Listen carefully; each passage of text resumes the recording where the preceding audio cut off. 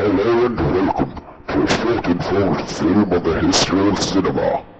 In this documentary we'll discover, uncover and explore every nook and cranny of the history of film, from the magic lantern to the first piece of edited footage. So sit back, pay attention, and take in the wonders of cinema. Magic lanterns. Now you may be thinking, magic lanterns? What is this, Aladdin? Well, I regret to inform you that magic lanterns are not actually magic. I know it's sad, but hey-ho. They are actually early projectors capable of enlarging an image from a slide. They work by having a slide that is usually painted, a light, a lens, and a chimney. The light can be an oil lamp or an electric light. The light shines through the slide and is then focused by the lens into a projection. Quite simple, really. Here's a superb kit that constructs into a magic lantern, designed in Germany, and the quality is unsurpassable. Here's a little on-off switch, we'll turn it on, and then through the light we'll see the first picture. The Kluge Rat, a story about a very clever rat who manages to get some beer from a barrel using his little tail. It's quite a complicated thing to construct, but so well worthwhile because the end result is a superb reproduction magic lantern. And there he is finally succeeding in getting his tail into the beer, and he has a good lick of delicious beer from the barrel. What a lovely product. As you can see from that clip with the jolly beardy fellow, the magic lantern works just like a projector. So what about the history of this magic lantern?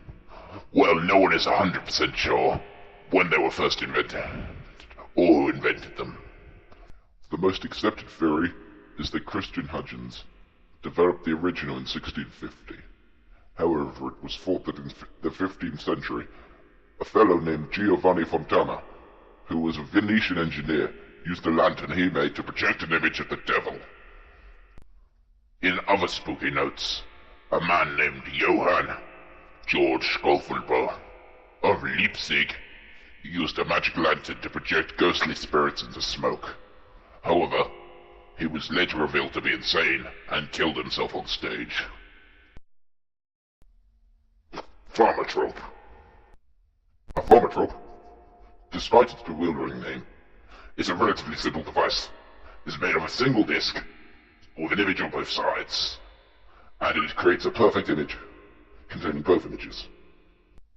Although they were popular in the 1900s, they existed well before then. In fact, the thaumatrope is thought to be one of the earliest examples of a toy capable of animation, as a prehistoric one has been found in some caves in France, known as the Chevette Caves. The invention of the modern thaumatrope was credited to Sir John Herschel. However, it was a scientist known as a Dr. John A. Paris who made the device popular in the 19th century.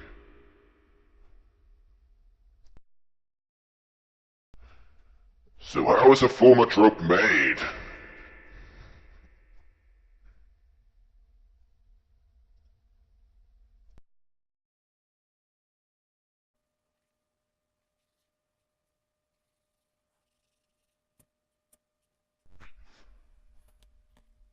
Well, first, you cut the disc out of paper or card, then you draw half the image you want on one half, and half the image on the other. After this, you use a hole puncher, punch 2 holes in the disc, one on one side and one on the other. Put a piece of string for each hole, and tie them in a knot. And there you go. You have your very own furniture. Have fun! In 1844, the Zoetrope was a mighty fine piece of pre-cinema technology that allowed people to view a moving image by using a series of photographs of said moving image.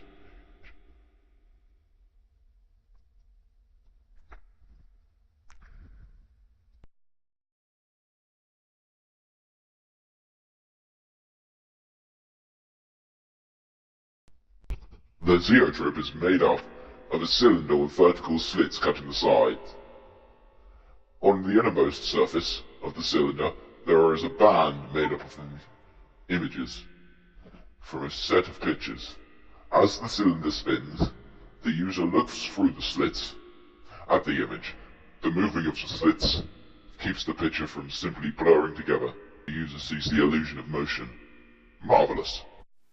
Right, we have the Zoetrope and some horse riding this time. So this is the cartoon inside, the Zoetrope, an optical animation toy, Victorian toy. Particularly nice looking one, this one. It would look just nice sitting on the side. So let's take it for a spin.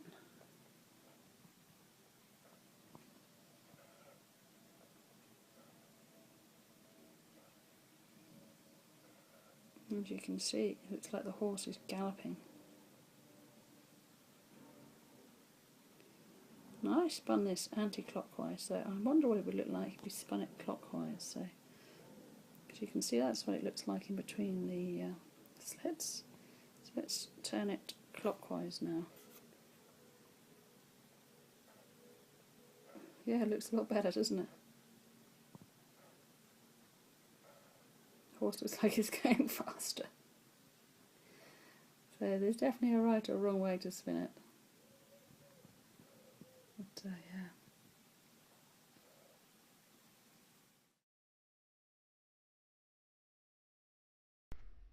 This incredible invention is credited to a man called George William Horner.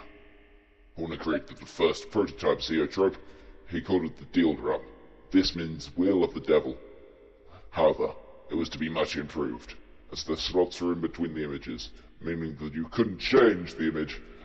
However, a chap whose name was William F. Lincoln, he created the first version with slots above the image. This meant that the image could be changed, as they were just one strip. He called this the Zoetrope, meaning the Wheel of Life. Praxinoscopes.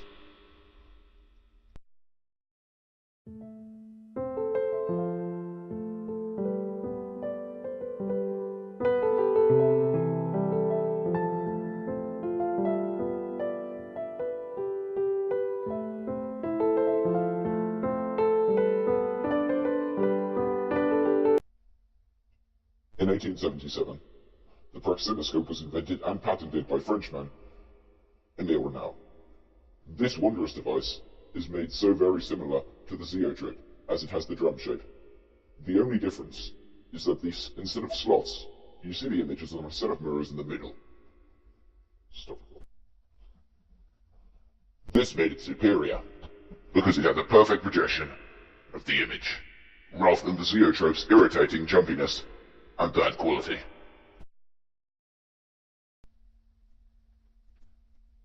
Edward Muybridge. In 1878, genius Edward Muybridge finally achieved his goal of capturing motion. He never actually set out to do this. He was asked to settle a bet by a governor of California in 1873.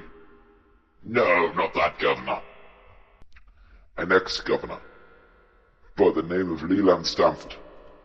Anyway, he asked to find out whether horses' hooves left the ground when they galloped. After 5 years of effort, he cracked it.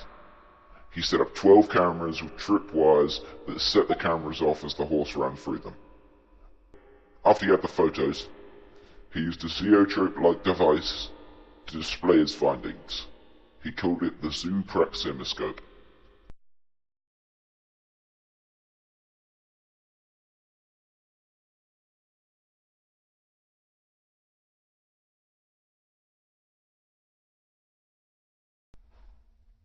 The Lumiere brothers.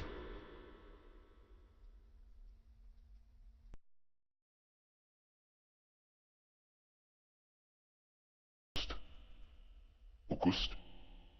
The Lumiere brothers, Auguste and Louis, revolutionized moving images and cinematography.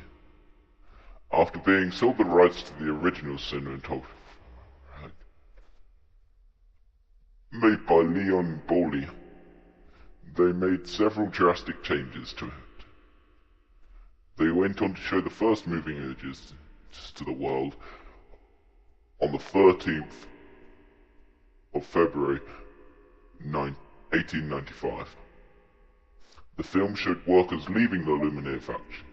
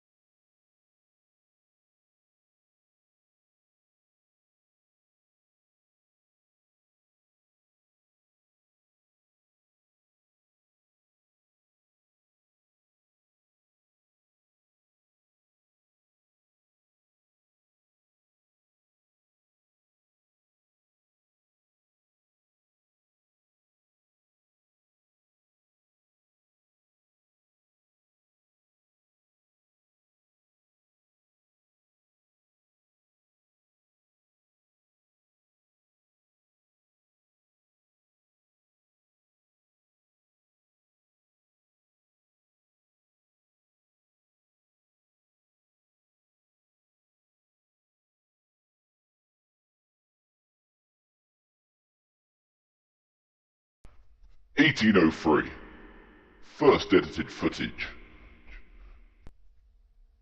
In 1903, Edwin S. Potter created the first piece of edited footage,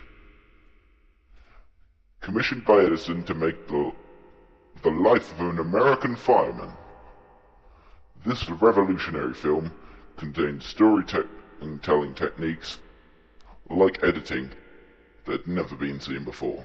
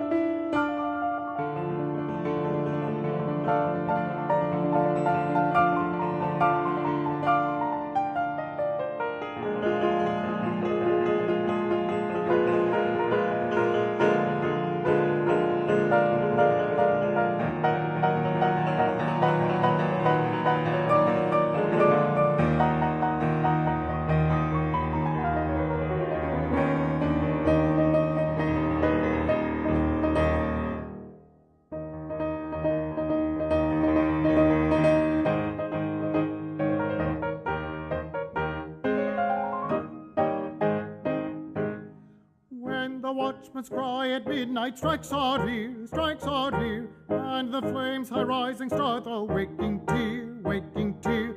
Then the firemen onward rush where danger lies, to quench the mighty flames that awful rise. Amidst destruction he beholds a mother wild, exclaiming, see the room's on fire, and save my child.